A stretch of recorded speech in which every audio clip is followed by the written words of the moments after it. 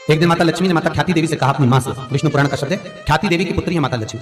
तो माता लक्ष्मी ने माता ख्याति देवी से कहा, हे मां, मान लो संसार में बहुत सुंदर प्रसंग है, अपनी जिंदगी में याद रखिएगा, ये प्रसंगों को बहुत ध्यान रखना, शायद बाद में सुनने को मिले ना मिले, उस प्रसंग को ध्यान रखिएगा।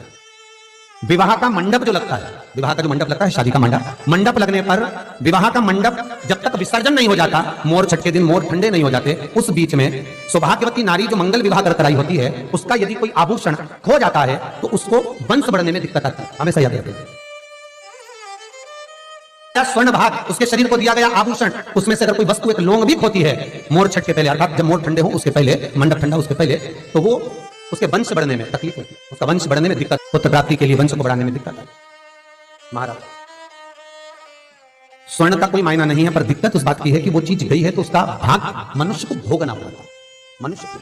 इसलिए बहुत सावधानी हर चीज में। हम तो यहां तक करते, पूजन भी कर रहे हो, पाठ भी कर रहे हो, अर्चना भी कर रहे हो, भगवान की सेवा भी कर रहे हो, तो उसमें भी सावधानी रखें, उसमें भी सावधानी रखें। आपको लग रहा है कि बहुत तेज हवा चल रही है, बहुत तेज वायु चल रही है और मैं जो दिया लगाऊंगी वो ठंडा हो जाएगा, मत लगाओ।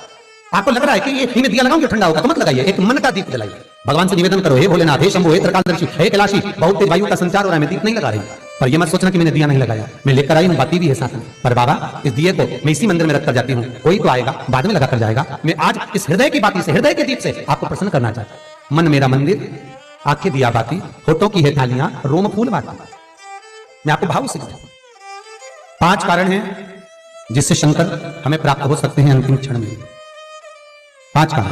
पहला, अगर आप शंकर के मंदिर में जाकर 1 लोटा पानी चढ़ा रहे हैं तो शिव की कृपा आज नहीं तो कल, कल नहीं तो परसों, कभी मेरे बाबा की कृपा आप पर बनेगी जरूर। ये शंकर के ही शब्द देवऋषि नारद को हैं। दूसरा, देवऋषि नारद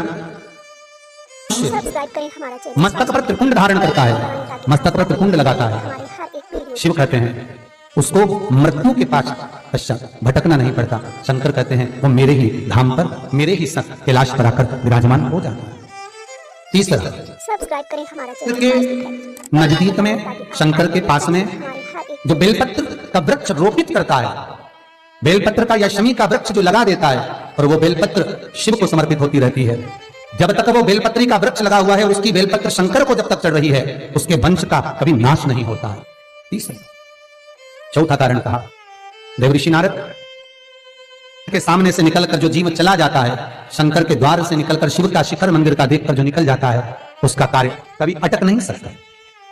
और 5वां कारण शंकर के स्मरण का स्वयं शिव देवऋषि नारद से कह रहा है, नारद, मृत्यु का भय होने पर व्यक्ति जब मृत्यु के भय में पड़ जाता है, कोई बीमारी, कोई रोग, कोई कारण, कोई एक्सीडेंट, कोई कारण में जब मनुष्य फंस जाता है, तो शंकर कहते हैं नारद, उसके मुख से, उसके स्मरण से, उसके परिवार के स्मरण से एक बार भी अगर दिल से मेरा नाम निकलता है तो मैं उस रोग को, उस कष्ट को, उस दुख को अपना जानकर उस कष्ट से निवारण करता। इसलिए हमारे यहाँ अगर किसी का एक्सीडेंट हो गया, कोई रोग हो गया, कोई बीमारी हो गई, कोई दुख आ गया, तो हमारे यहाँ तुरंत ब्राह्मण कहते हैं कि महामृत्युंजय का अनुष्ठान करें, शिव का स्मरण कराइए, शंकर का अनुमोदन कराइए। और फिर निवेदन करूंगा, बारंबार कहता हूं, आज फिर निवेदन करता हूं आप सभी से, अगर शरीर में कष्ट है, घुटने कमर में बहुत ज्यादा तकलीफ है, तो प्रदोष के दिन शंकर के, अभी महाशिवरात्रि आने में तो बहुत समय है, पर प्रयास करना कि प्रदोष के दिन शंकर के मंदिर की चौखट पर बैठकर, शंकर के मंदिर के द्वार पर बैठकर, शंकर पर चढ़ी हुई बेलपत्र खाना चबा चबा कर और घर आकर विश्राम कर 2-1 प्रदोष करके देखना, आपके घुटने और कमर में आपको खुद अंतर है। बाबा की बेलपत्र कोई साधारण नहीं है महाराज। वो कहते क्या गुण है महाराज, ऐसा कोई रोग, ऐसी कोई बीमारी, ऐसा कोई क्षण, ऐसी कोई तकलीफ जिसको वो बेलपत्र ठीक ना करे, भगवान उसको पता भान अपने आप करा देता। जब माता पार्वती जी के साथ में भगवान शंकर का हिमालय राज की नगरी में जब मंगल विवाह होता है, पार्वती मैया भगवान शंकर को पाने के लिए अपनी सखियों के साथ गुफा में प्रवेश कर शिवलिंग का पूजन करती है, जैसे हरतालिका तीज का पूजन माताएं करती हैं, पूजन करती है। शिव को पाने के लिए अटक प्रयास मां जब करती है, और शंकर जब माता पार्वती को मिलते हैं, जिस समय पर भगवान शिव और पार्वती की मंगल भावर चल रही होती है, तो माता पार्वती भगवान शिव से कुछ प्रश्न कर लेती है, हे भोलेनाथ, हे शंभु, हे त्रिकालदर्शी कैलाश, मेरे मन के कुछ संशय हैं जिनको मैं भावर के समय पर मिटाना चाहता हूं, जिनको मैं इस भावर के समय पर आपसे श्रवण करना चाहता हूं, मेरे वो संशय आप मिटा दें।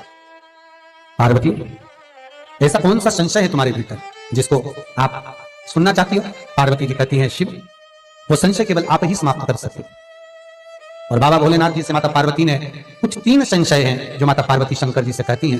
पहला संशय माता पार्वती का कि भोलेनाथ, संसार में जिस कन्या का वर के साथ में विवाह होता है, उस विवाह के समय पर वो वर और कन्या किस रूप में रहते हैं? शंकर जी कहते हैं वो वर कन्या में मेरा ही प्रतिबिंब पाया जाता है। क्या कहते हैं कि दूल्हा जो बना है, दुल्हन जो बनी है, वो शंकर और पार्वती का ही प्रतिबिंब है। इसलिए उनसे कहा जाता है तुम इतने दिन कोई काम ना करिए, आराम करिए, भगवत भजन धारण करिए, हल्दी लगाइए, तो ये कार्य ना करिए, वो शिव का ही प्रतिबिंब है। दूसरा कारण कहा, जगत संसार में जब संपदा की कमी होती है, जगत संसार में जब लक्ष्मी की कमी होती है, जगत संसार में जब वैभव की कमी होती है, तब वैभव प्रदान करने वाला कौन है? शंकर कहते हैं पार्वती। जिस समय पर वैभव और संपदा की कमी हो, पार्वती, संसार का मनुष्य यदि मेरे चरणों का स्मरण करता है, मेरे चरणों का स्मरण करता है, शंकर कहते हैं मैं चोर को जो कुबेर बना सकता हूं, उस कुबेर को उसके घर पर भी भेज सकता हूं, बस मेरे चरणों का स्मरण करे। जब दुख हो, तकलीफ हो, कष्ट हो, वो स्मरण करे। तीसरा कारण कहा महाराज, जगत मिथ्या संसार से जब जीव जाए तो उसको आपकी शरणागति किस भाव से मिले? तो कहा पार्वती, केवल मेरे नाम का मंत्र उच्चारण ही मुझे प्राप्त करा देता है। ऐसे 3 संशय पार्वती जी के मंगल विवाह पर हुए। शिवा